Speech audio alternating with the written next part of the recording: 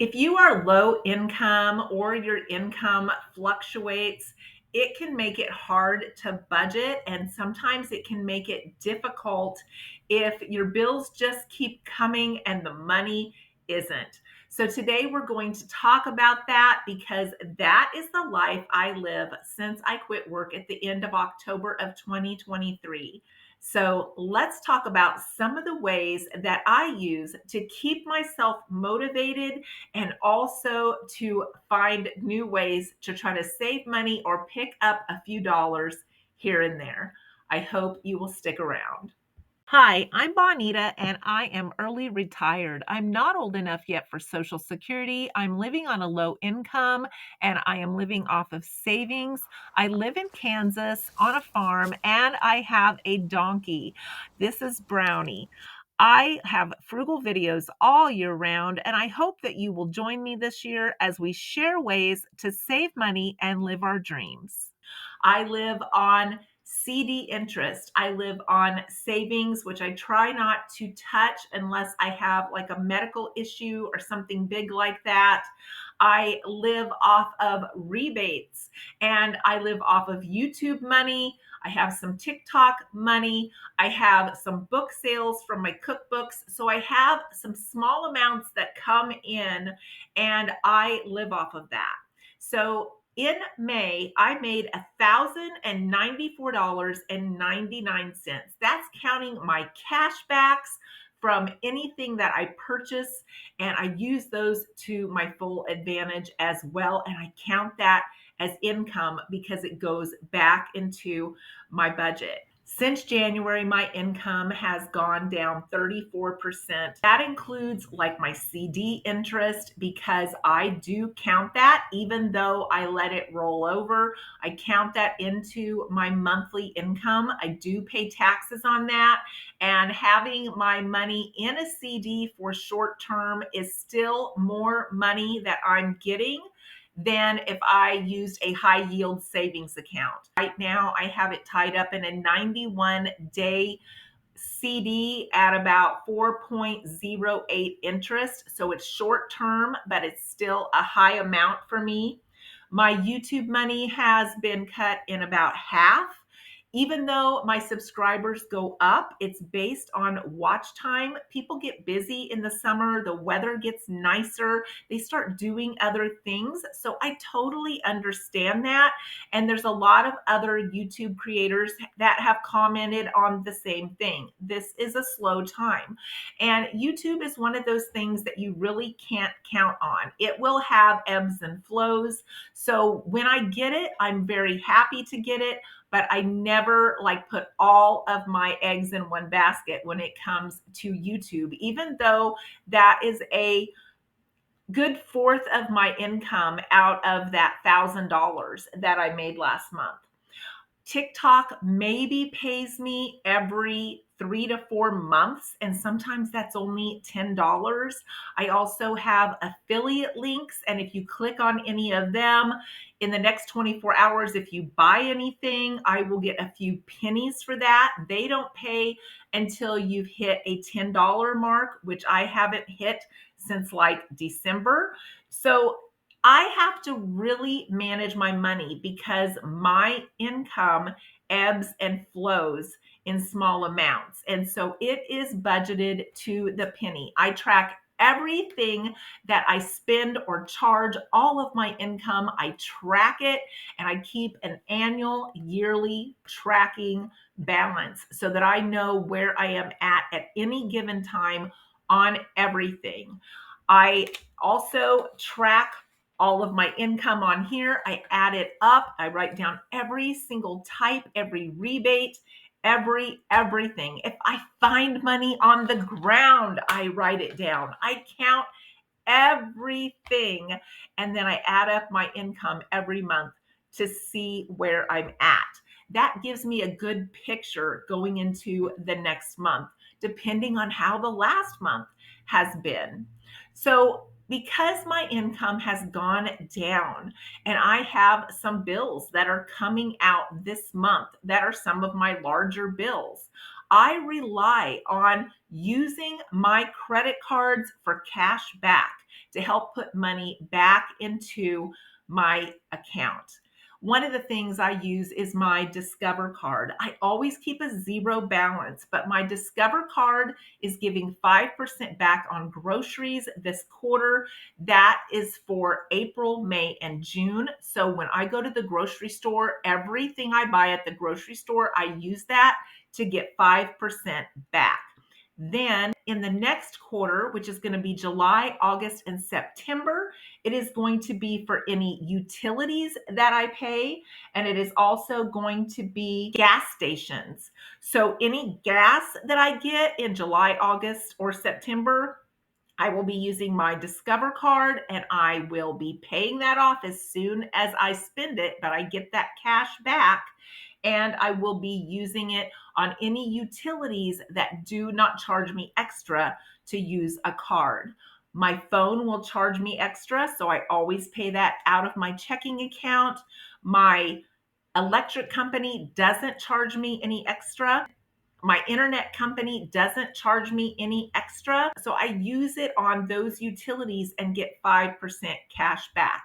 It just gives you a little bit of headspace getting that extra 5% when things are so expensive. Also, I shop at Kroger, Dillon's.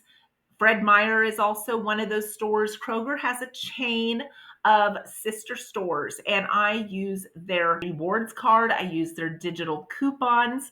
And at the bottom of their receipt, they have where you can fill out a survey for 50 points. You can do this once every 7 days. It doesn't matter what you've spent. So you could go in and buy one thing and have a 50-point survey at the bottom. I hang on to these. If I have extra, I fill one out every week. That gives me 50 points. They will give you a credit if you have 100 points towards any gas purchase. They will also, a new thing, give you a way to credit $1 back as a digital coupon when you check out if you have 100 points. So I've been having some of those points build up, but I didn't need the gas. So what I did is when I get 100 points, that's just 2 surveys. I get on there and credit that dollar back to my rewards card. And then when I check out, it is automatically applied. So $2 this month went back as a credit because I had some expiring from last month. And so those are some new things that I've been doing. And I know they're tiny, but when you need $20 to fill your car, trust me, these things matter. Also, one of the things I've been doing to help keep myself motivated and use up things I already have first is I keep a list of things I have used up. And then I make a decision about whether or not I need to replace them, whether or not they need to be moved to my wish list, my shopping list to watch for deals, or whether or not they are just like a one-time thing, or I just used something up in the pantry and it won't be replaced. But when I look at this list and I see how much I've used up, it motivates me to use up what I have, and it helps me see the abundance of things that I have in my house. And that helps me keep from shopping. If I can use up all this stuff and I still have stock and I still have pantry items, that means I have a lot of stuff there and I don't need to always be replacing this right away. So this has been a big motivator for me to just start making a list of things I'm using up. I also use the philosophy of saving even when I don't have to. I've used this philosophy for years, even when I was raising my kids. A lot of people will say, well, I have the money. And by having the money, sometimes it just means I have credit space on my credit card. But that's not how I look at it. I don't look at having the money as being something that I can readily spend. If I don't need something right now, I'm not going to spend that money. I think long and hard about whether or not I really, really need it. A new thing that I've started doing is opening my junk mail. I know that sounds crazy. I had gotten to the point that I just threw it straight in the trash and didn't open it. And at one time, we even threw away a new debit card because it looked like junk mail. We open our junk mail now. The other day, we got some free name labels. They used to send them to us all the time, and we realized we hadn't seen them in forever. Well, it's because we were throwing our junk mail straight in the trash without opening it. This week, I got some junk mail. I turned it over to open it, and it had a see-through window, and I could see cash in there. And I'm like, what? And I opened it up, and there was $2 in there, and they wanted us to fill out a survey online for a digital Amazon gift card. It was a legitimate survey company. The survey took a little bit of time, but now we have an Amazon gift card for $25. So open that junk mail. You might be surprised what you find. One of the things that I don't do is I don't auto pay things because I don't want things being automatically charged to me and I don't know what they cost. Sometimes those prices go up and they can surprise you. And when I see a price goes up, I call. I call to find out why. I did that this week because one of my large expenses is coming out for my car insurance. I switched to a car insurance about 3 years ago, and I went from like $600 a year to $400 a year and saved $200. Well, then the next year it went up to $500. This year it was up to $631. And I called and they got me a better rate and even helped me switch companies. And I saved $353 a year by making that phone call. Sorry about that. I am dog sitting my son and daughter-in-law's dogs while they're on vacation. So they decided to put in their 2 cents. So just for this month, that 34% decrease in my income, I made it up with that one phone call. It takes me a little bit of time to be on the phone call with the person and get my insurance switched over, but it's something that's going to benefit me in hopefully the next few years to come. So it was very much worth my time. Before I came down here, I went to our library. It's about 20 miles each way to get a couple of new books to bring with me. One of the authors that I was interested in, they had one book I could check out. I found another book that I took to the counter and they said, I'm sorry, this one is only for sale. And I said, oh, I didn't know that rack was for sale. And they said, yes, it's 25 cents.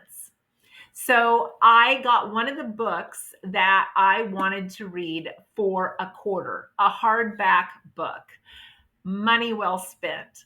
So ask about the places at the library where they have stuff for sale. They are literally giving them away for pennies.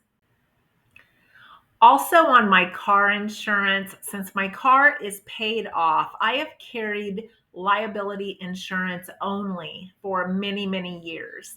That has always been something I've done even when I was raising my children. If I had a car and I paid it off, I quickly switched the insurance down to the state minimum.